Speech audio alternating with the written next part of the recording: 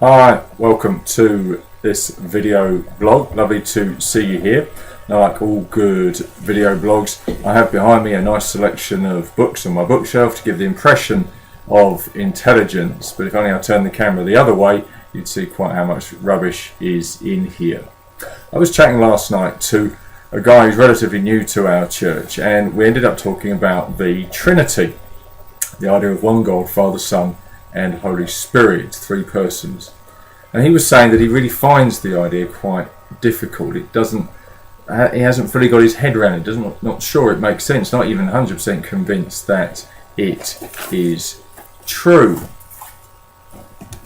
And I said that was a very interesting question, an incredibly important question.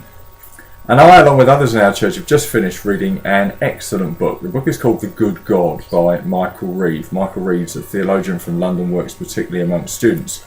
If I had a paper copy, I'd wave it at you now. I've been reading on the Kindle, which has been excellent. We read it and discussed it even earlier this week. And the question that Michael Reeve is raising in the book as he thinks about the Trinity, it's a book all about the Trinity, is the idea of the Trinity just an optional extra, or is it something that should be seen as at the very heart of the Christian faith and at the heart of our understanding of who God is, and therefore at the heart of how we live? That's the question that the book raises. Most people you talk to, even those that would consider themselves atheists, have an idea in their mind of God. They may not believe in that God, but they have an idea of when we use the word God, what we mean. Many would see that the figure of God as being someone very stern, someone who is a judge, who is there to punish and to control. That would be a picture that some have. Others would see God in terms of a very sort of chummy figure, thumbs up, encouraging us in all that we do. Some would have a much more vague picture of God. God's this sort of ethereal, floating, spiritual thing. So when we talk to anybody about God, that word is loaded with meaning. That word's loaded with ideas. Roger Forster, who led the Ichthus group of churches that I was involved with in London, said that often when he was chatting to people who weren't Christians and they said, "Oh, I don't believe in God," his next statement will be, "Well, which God don't you believe in?" And often then they would go on and describe a picture of God, often in terms of someone who was angry or in control of every little minutiae of life. And Roger's response would be, "Well, I don't believe in that God either." And I think that's a really good point. And so the argument that Michael Reeve's making in his book about the Trinity is that our understanding of who God is and whether or not God is a Trinity, Father, Son and Holy Spirit, is incredibly important. Because it's not just do we believe in God, it's what kind of God do we believe in? And if the revelation that we've been given of the God that Jesus describes is a God who is Father, Son and Holy Spirit, who is all this one God in three persons all together, then that's incredibly important. So his argument, which I agree with, is that it's not just an optional extra. The way he puts it like this, he says, should our understanding of the Trinity be seen as the sticky toffee pudding at the end of a meal? Now, I love sticky toffee pudding. My mother-in-law often brings me a sticky toffee pudding from the Lake District when she comes. They're fantastic. I absolutely love them. But it's something that you would have at the end of a meal. At the end of a nice meal, you'd have a nice dessert, sticky toffee pudding. You might like ice cream. You might like pavlova, whatever it is. But it's not essential to the meal. You don't absolutely have to have the sticky toffee pudding. You're probably quite full anyway, but it tastes nice. We'll have a bit on the end. It's a bonus, if you like.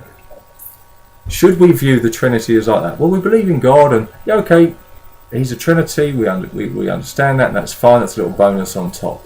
Or actually, should we see the idea of God as Trinity as the main course, as the main dish, the steak and kidney pie, the pasta fettuccine, whatever it is that you like? Should it be seen as the main course, the thing that's at the very heart of both our understanding of who God is, but also because God's described like this, therefore who we should be and how we should live?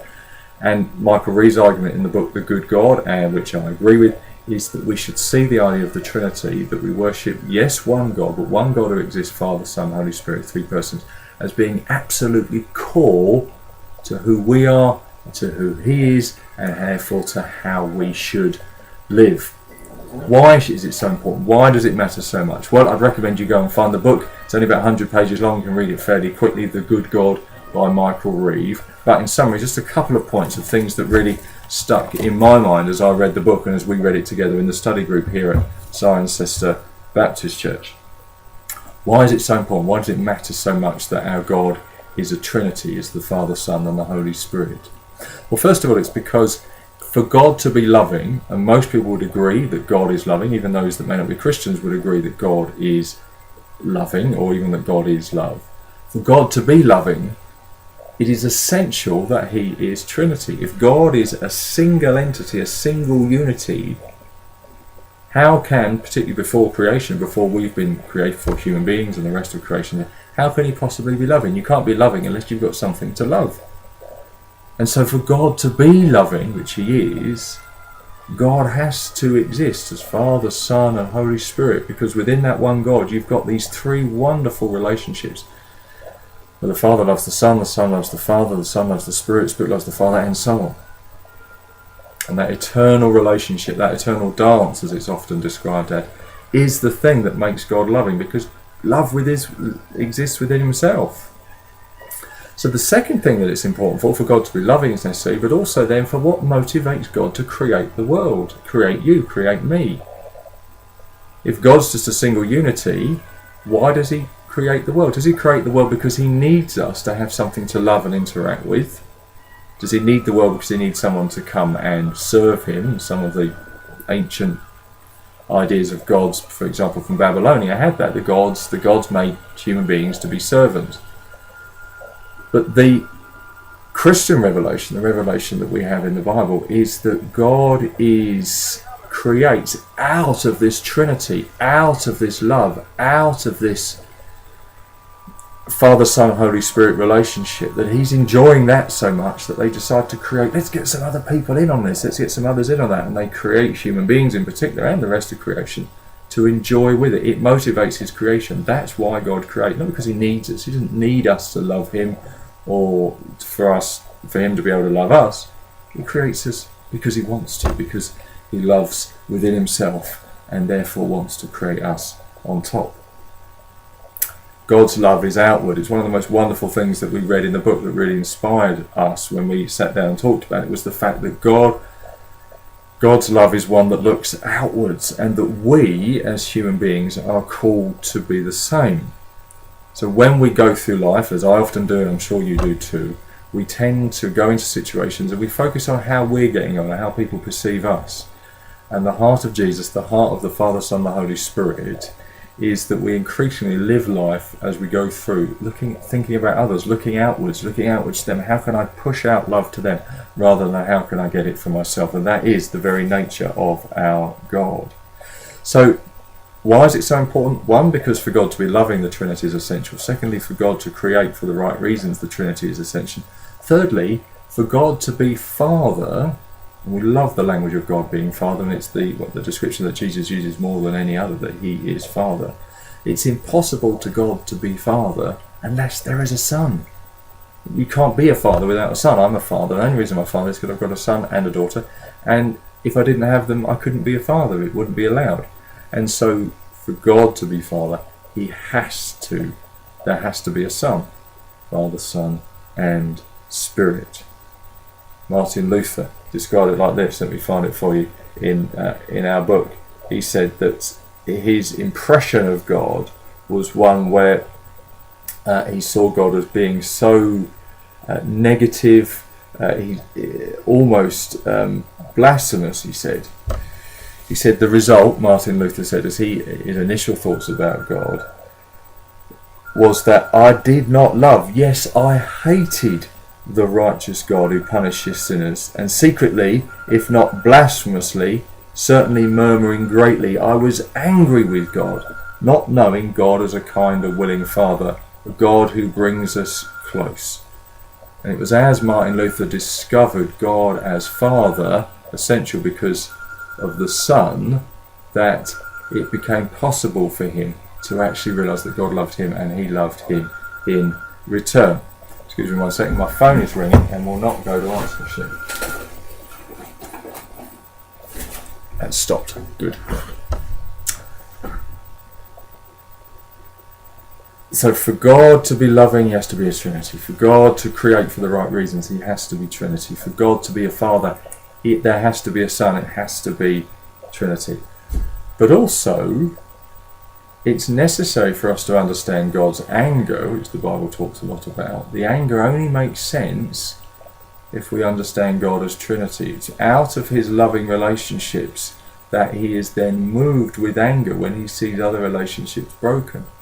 If God's just a single unity, the biggest boy in the playground, his anger towards other people just seems to be bullying. But it's out of his love within the Trinity that he can genuinely be seen as the anger, God's anger becomes reasonable, makes sense, because he is a Trinity. So let me finish with a couple of thoughts that the Michael Reeves' excellent book, The Good God, brought to us. He says, far, far from being theological clutter, God's being Father, Son and Spirit is just what makes the Christian life beautiful, because our invitation is for us to become involved with his relationship. It's essential, it's at the very heart. And so he finishes in his last paragraph with this: the choice remains, which God will we have? Which God will we proclaim? Without Jesus the Son, we cannot know that God is truly a loving Father. Without Jesus the Son, we cannot know him as our loving Father. But as Luther discovered, through Jesus, we may know that God is a loving Father. I commend the book to you, and I encourage us even more to seek God, Father, Son, Holy Spirit. God bless you.